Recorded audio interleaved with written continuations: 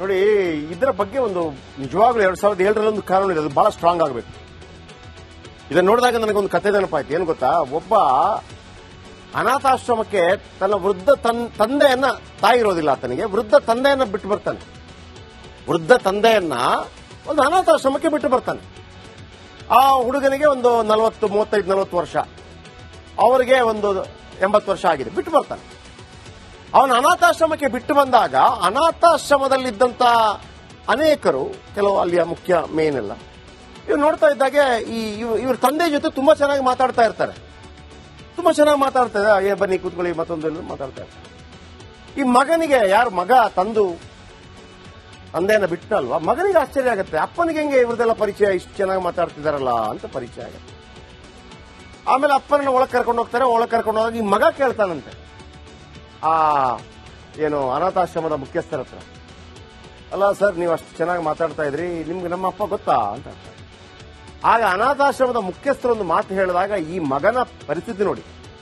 ಅನಾಥಾಶ್ರಮದ ಮುಖ್ಯಸ್ಥರು ಹೇಳ್ತಾರಂತೆ, ನನಗೆ ತುಂಬಾ ಚೆನ್ನಾಗಿ ಗೊತ್ತಿದೆ, ಅವ್ರ ಗಂಡ ಹೆಂಡತಿದ್ರು, ಈಗ ಹೆಂಡತಿ ತೀರ್ಕೊಂಡಿದ್ದಾರೆ, ಅವರಿಗೆ ಮಕ್ಕಳಾಗಿರ್ಲಿಲ್ಲ,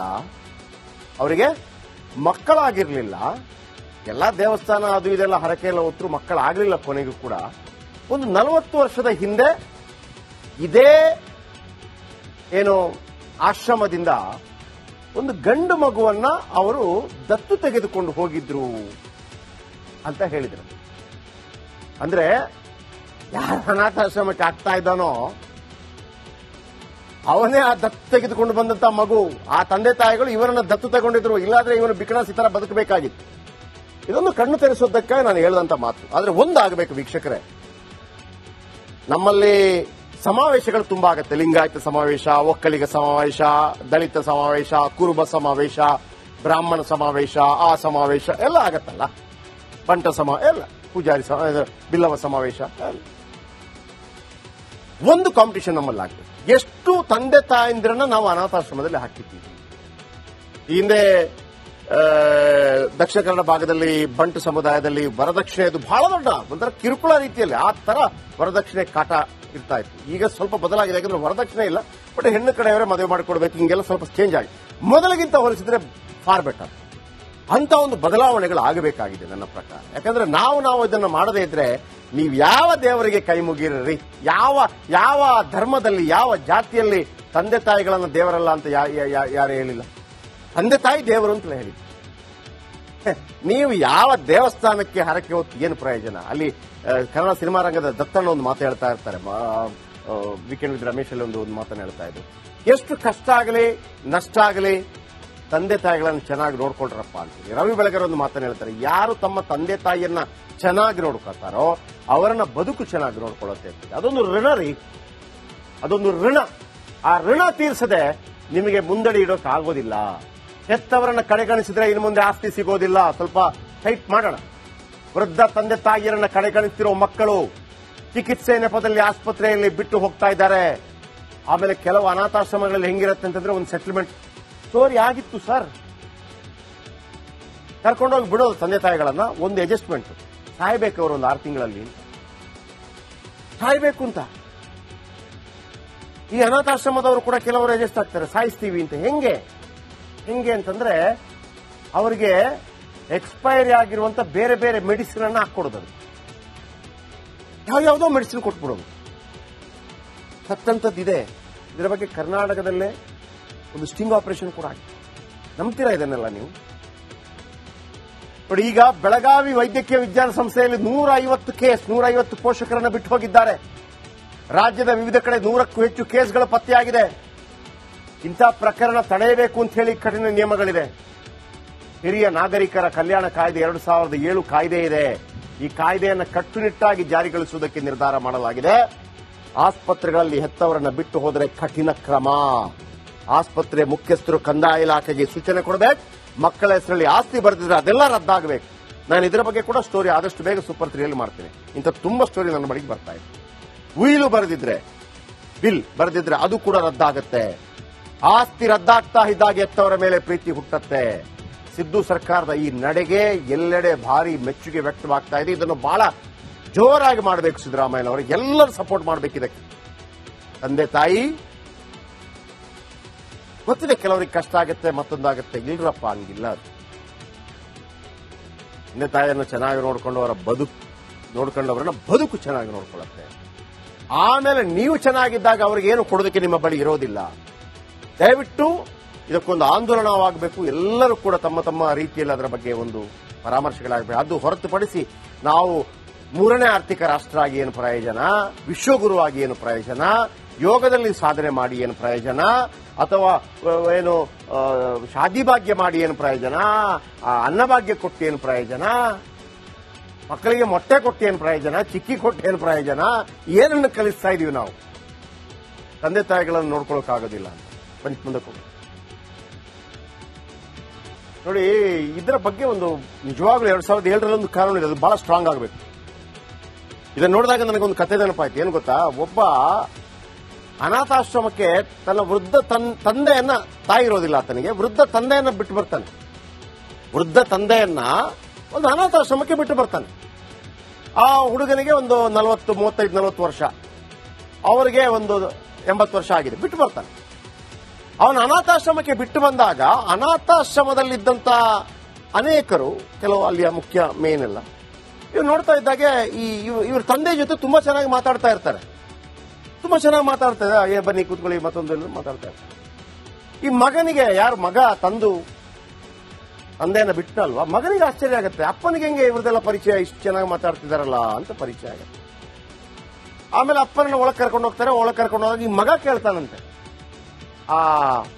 ಏನು ಅನಾಥಾಶ್ರಮದ ಮುಖ್ಯಸ್ಥರ ಹತ್ರ, ಅಲ್ಲ ಸರ್, ನೀವು ಅಷ್ಟು ಚೆನ್ನಾಗಿ ಮಾತಾಡ್ತಾ ಇದ್ರಿ, ನಿಮ್ಗೆ ನಮ್ಮ ಅಪ್ಪ ಗೊತ್ತಾ ಅಂತ. ಆಗ ಅನಾಥಾಶ್ರಮದ ಮುಖ್ಯಸ್ಥರೊಂದು ಮಾತು ಹೇಳಿದಾಗ ಈ ಮಗನ ಪರಿಸ್ಥಿತಿ ನೋಡಿ. ಅನಾಥಾಶ್ರಮದ ಮುಖ್ಯಸ್ಥರು ಹೇಳ್ತಾರಂತೆ, ನನಗೆ ತುಂಬಾ ಚೆನ್ನಾಗಿ ಗೊತ್ತಿದೆ, ಅವ್ರ ಗಂಡ ಹೆಂಡತಿದ್ರು, ಈಗ ಹೆಂಡತಿ ತೀರ್ಕೊಂಡಿದ್ದಾರೆ, ಅವರಿಗೆ ಮಕ್ಕಳಾಗಿರ್ಲಿಲ್ಲ. ಎಲ್ಲಾ ದೇವಸ್ಥಾನ ಅದು ಇದೆಲ್ಲ ಹರಕೆ ಎಲ್ಲ ಹೊತ್ತು ಮಕ್ಕಳಾಗ್ಲಿಲ್ಲ. ಕೊನೆಗೂ ಕೂಡ ಒಂದು 40 ವರ್ಷದ ಹಿಂದೆ ಇದೇ ಏನು ಆಶ್ರಮದಿಂದ ಒಂದು ಗಂಡು ಮಗುವನ್ನ ಅವರು ದತ್ತು ತೆಗೆದುಕೊಂಡು ಹೋಗಿದ್ರು ಅಂತ ಹೇಳಿದರು. ಅಂದ್ರೆ ಯಾರ ಅನಾಥಾಶ್ರಮಕ್ಕೆ ಆಗ್ತಾ ಇದ್ದಾನೋ ಅವನೇ ಆ ದತ್ತು ತೆಗೆದುಕೊಂಡು ಬಂದಂತ ಮಗು. ಆ ತಂದೆ ತಾಯಿಗಳು ಇವರನ್ನ ದತ್ತು ತಗೊಂಡಿದ್ರು, ಇಲ್ಲಾದ್ರೆ ಇವನು ಬಿಕಣಾಸಿ ತರ ಬದುಕಬೇಕಾಗಿತ್ತು. ಇದೊಂದು ಕಣ್ಣು ತೆರೆಸೋದಕ್ಕಾಗಿ ನಾನು ಹೇಳಿದಂತ ಮಾತು. ಆದ್ರೆ ಒಂದಾಗಬೇಕು ವೀಕ್ಷಕರೇ, ನಮ್ಮಲ್ಲಿ ಸಮಾವೇಶಗಳು ತುಂಬಾ ಆಗುತ್ತೆ. ಲಿಂಗಾಯತ ಸಮಾವೇಶ, ಒಕ್ಕಲಿಗ ಸಮಾವೇಶ, ದಲಿತ ಸಮಾವೇಶ, ಕುರುಬ ಸಮಾವೇಶ, ಬ್ರಾಹ್ಮಣ ಸಮಾವೇಶ, ಆ ಸಮಾವೇಶ ಎಲ್ಲ ಆಗತ್ತಲ್ಲ, ಬಂಟ ಎಲ್ಲ, ಪೂಜಾರಿ ಬಿಲ್ಲವ ಸಮಾವೇಶ, ಒಂದು ಕಾಂಪಿಟಿಷನ್ ನಮ್ಮಲ್ಲಿ ಆಗ್ತದೆ. ಎಷ್ಟು ತಂದೆ ತಾಯಂದಿರನ್ನ ನಾವು ಅನಾಥಾಶ್ರಮದಲ್ಲಿ ಹಾಕಿದ್ದೀವಿ. ಹಿಂದೆ ದಕ್ಷಿಣ ಕನ್ನಡ ಭಾಗದಲ್ಲಿ ಬಂಟು ಸಮುದಾಯದಲ್ಲಿ ವರದಕ್ಷಿಣೆ ಅದು ಬಹಳ ದೊಡ್ಡ ಒಂಥರ ಕಿರುಕುಳ ರೀತಿಯಲ್ಲಿ ಆ ತರ ವರದಕ್ಷಿಣೆ ಕಾಟ ಇರ್ತಾ ಇತ್ತು. ಈಗ ಸ್ವಲ್ಪ ಬದಲಾಗಿದೆ, ಯಾಕಂದ್ರೆ ವರದಕ್ಷಿಣೆ ಇಲ್ಲ, ಬಟ್ ಹೆಣ್ಣು ಕಡೆಯವರೇ ಮದುವೆ ಮಾಡಿಕೊಡ್ಬೇಕು, ಹಿಂಗೆಲ್ಲ ಸ್ವಲ್ಪ ಚೇಂಜ್ ಆಗಿದೆ. ಮೊದಲಿಗಿಂತ ಹೋಲಿಸಿದ್ರೆ ಫಾರ್ ಬೆಟರ್. ಅಂತ ಒಂದು ಬದಲಾವಣೆಗಳು ಆಗಬೇಕಾಗಿದೆ ನನ್ನ ಪ್ರಕಾರ. ಯಾಕಂದ್ರೆ ನಾವು ಇದನ್ನು ಮಾಡದೇ ಇದ್ರೆ ನೀವು ಯಾವ ದೇವರಿಗೆ ಕೈ ಮುಗಿರ್ರಿ, ಯಾವ ಧರ್ಮದಲ್ಲಿ, ಯಾವ ಜಾತಿಯಲ್ಲಿ ತಂದೆ ತಾಯಿಗಳನ್ನ ದೇವರಲ್ಲ ಅಂತ ಯಾರು ಹೇಳಿಲ್ಲ. ತಂದೆ ತಾಯಿ ದೇವರು ಅಂತ ಹೇಳಿ, ನೀವು ಯಾವ ದೇವಸ್ಥಾನಕ್ಕೆ ಹರಕೆ ಹೊತ್ತು ಏನು ಪ್ರಯೋಜನ? ಅಲ್ಲಿ ಕನ್ನಡ ಸಿನಿಮಾ ರಂಗದ ದತ್ತಣ್ಣ ಒಂದು ಮಾತು ಹೇಳ್ತಾ ಇರ್ತಾರೆ, ವೀಕೆಂಡ್ ವಿತ್ ರಮೇಶ್ ಅಲ್ಲಿ ಒಂದು ಮಾತನ್ನು ಹೇಳ್ತಾ ಇದ್ರು, ಎಷ್ಟು ಕಷ್ಟ ಆಗಲಿ ನಷ್ಟ ಆಗಲಿ ತಂದೆ ತಾಯಿಗಳನ್ನು ಚೆನ್ನಾಗಿ ನೋಡ್ಕೊಳ್ರಪ್ಪ ಅಂತೀವಿ. ರವಿ ಬೆಳಗೆರೆ ಒಂದು ಮಾತನ್ನು ಹೇಳ್ತಾರೆ, ಯಾರು ತಮ್ಮ ತಂದೆ ತಾಯಿಯನ್ನ ಚೆನ್ನಾಗಿ ನೋಡ್ಕೊಳ್ತಾರೋ ಅವರನ್ನ ಬದುಕು ಚೆನ್ನಾಗಿ ನೋಡ್ಕೊಳ್ಳುತ್ತೆ ಅಂತ. ಅದೊಂದು ಋಣ ರೀ, ಅದೊಂದು ಋಣ. ಆ ಋಣ ತೀರಿಸದೆ ನಿಮಗೆ ಮುಂದಡಿ ಇಡೋಕೆ ಆಗೋದಿಲ್ಲ. ಹೆತ್ತವರನ್ನ ಕಡೆಗಣಿಸಿದ್ರೆ ಇನ್ನು ಮುಂದೆ ಆಸ್ತಿ ಸಿಗೋದಿಲ್ಲ. ಸ್ವಲ್ಪ ಟೈಟ್ ಮಾಡೋಣ. ವೃದ್ಧ ತಂದೆ ತಾಯಿಯರನ್ನ ಕಡೆಗಣಿಸ್ತಿರೋ ಮಕ್ಕಳು ಚಿಕಿತ್ಸೆ ನೆಪದಲ್ಲಿ ಆಸ್ಪತ್ರೆಯಲ್ಲಿ ಬಿಟ್ಟು ಹೋಗ್ತಾ ಇದ್ದಾರೆ. ಆಮೇಲೆ ಕೆಲವು ಅನಾಥಾಶ್ರಮಗಳಲ್ಲಿ ಹೆಂಗಿರುತ್ತೆ ಅಂತಂದ್ರೆ ಒಂದು ಸೆಟಲ್ಮೆಂಟ್ ಸ್ಟೋರಿ ಆಗಿತ್ತು ಸರ್, ಕರ್ಕೊಂಡೋಗಿ ಬಿಡೋದು ತಂದೆ ತಾಯಿಗಳನ್ನ, ಒಂದು ಅಡ್ಜಸ್ಟ್ಮೆಂಟ್, ಸಾಯ್ಬೇಕು ಅವರು ಒಂದು 6 ತಿಂಗಳಲ್ಲಿ ಸಾಯ್ಬೇಕು ಅಂತ. ಈ ಅನಾಥಾಶ್ರಮದವರು ಕೂಡ ಕೆಲವರು ಅಡ್ಜಸ್ಟ್ ಆಗ್ತಾರೆ, ಸಾಯಿಸ್ತೀವಿ ಅಂತ. ಹೆಂಗೆ ಅಂತಂದ್ರೆ ಅವರಿಗೆ ಎಕ್ಸ್ಪೈರಿ ಆಗಿರುವಂತ ಬೇರೆ ಬೇರೆ ಮೆಡಿಸಿನ್ ಅನ್ನ ಹಾಕೊಡೋದು, ಯಾವ್ಯಾವುದೋ ಮೆಡಿಸಿನ್ ಕೊಟ್ಬಿಡೋದು. ಸತ್ತಂತದ್ದಿದೆ. ಇದರ ಬಗ್ಗೆ ಕರ್ನಾಟಕದಲ್ಲೇ ಒಂದು ಸ್ಟಿಂಗ್ ಆಪರೇಷನ್ ಕೂಡ ಆಗಿದೆ. ನಂಬ್ತೀರಾ ಇದನ್ನೆಲ್ಲ ನೀವು?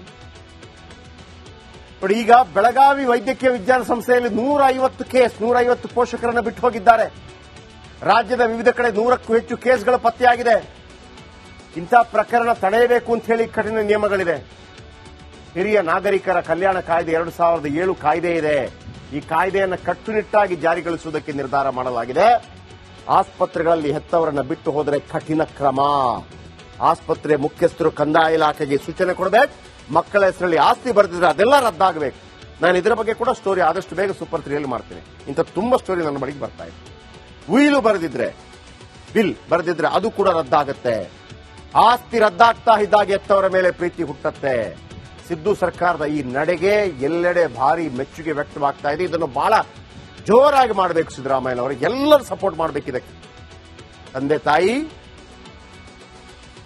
ಗೊತ್ತಿದೆ, ಕೆಲವರಿಗೆ ಕಷ್ಟ ಆಗುತ್ತೆ, ಮತ್ತೊಂದಾಗುತ್ತೆ. ಇಲ್ರಪ್ಪ, ಹಂಗಿಲ್ಲ. ತಂದೆ ತಾಯಿಯನ್ನು ಚೆನ್ನಾಗಿ ನೋಡ್ಕೊಂಡವರನ್ನ ಬದುಕು ಚೆನ್ನಾಗಿ ನೋಡ್ಕೊಳ್ಳುತ್ತೆ. ಆಮೇಲೆ ನೀವು ಚೆನ್ನಾಗಿದ್ದಾಗ ಅವ್ರಿಗೆ ಏನು ಕೊಡೋದಕ್ಕೆ ನಿಮ್ಮ ಬಳಿ ಇರೋದಿಲ್ಲ. ದಯವಿಟ್ಟು ಇದಕ್ಕೊಂದು ಆಂದೋಲನವಾಗಬೇಕು. ಎಲ್ಲರೂ ಕೂಡ ತಮ್ಮ ತಮ್ಮ ರೀತಿಯಲ್ಲಿ ಅದರ ಬಗ್ಗೆ ಒಂದು ಪರಾಮರ್ಶೆಗಳಾಗಬೇಕು. ಅದು ಹೊರತುಪಡಿಸಿ ನಾವು 3ನೇ ಆರ್ಥಿಕ ರಾಷ್ಟ್ರ ಆಗಿ ಏನು ಪ್ರಯೋಜನ, ವಿಶ್ವಗುರುವಾಗಿ ಏನು ಪ್ರಯೋಜನ, ಯೋಗದಲ್ಲಿ ಸಾಧನೆ ಮಾಡಿ ಏನು ಪ್ರಯೋಜನ, ಅಥವಾ ಏನು ಶಾದಿ ಭಾಗ್ಯ ಮಾಡಿ ಏನು ಪ್ರಯೋಜನ, ಅನ್ನಭಾಗ್ಯ ಕೊಟ್ಟು ಏನು ಪ್ರಯೋಜನ, ಮಕ್ಕಳಿಗೆ ಮೊಟ್ಟೆ ಕೊಟ್ಟು ಏನು ಪ್ರಯೋಜನ, ಚಿಕ್ಕಿ ಕೊಟ್ಟು ಏನು ಪ್ರಯೋಜನ, ಏನನ್ನು ಕಲಿಸ್ತಾ ಇದೀವಿ ನಾವು? ತಂದೆ ತಾಯಿಗಳನ್ನು ನೋಡ್ಕೊಳ್ಳೋಕ್ಕಾಗೋದಿಲ್ಲ ಅಂತ. ಬನ್ನಿ ಮುಂದಕ್ಕೆ ಹೋಗಿ.